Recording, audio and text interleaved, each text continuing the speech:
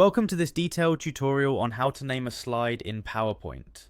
In this guide, you will learn a simple process that not only helps in organizing your slides more effectively, but also makes your presentation easier to navigate for both you and your audience. To begin, start by opening PowerPoint on your computer.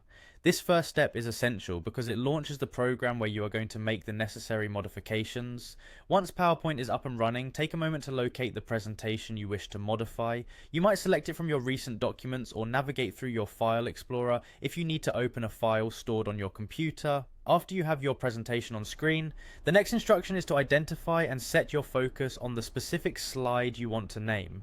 To do this, simply move your cursor to the left side of the screen or to wherever your slide thumbnails are displayed. Once you have found the particular slide, proceed to right-click on it.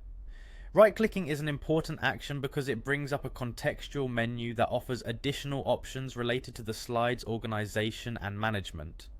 With the contextual menu visible, look for the option labeled Add Section. Selecting this option creates a new section within your presentation. The concept behind sections in a PowerPoint presentation is that they allow you to group slides together based on their content or purpose, making your presentation more structured and easier to manage.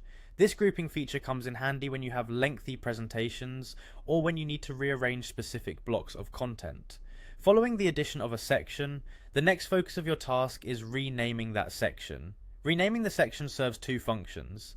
It provides clarity by giving you an immediate sense of the content or theme of the grouped slides, and it also aids any collaborator or audience member in understanding the flow of information.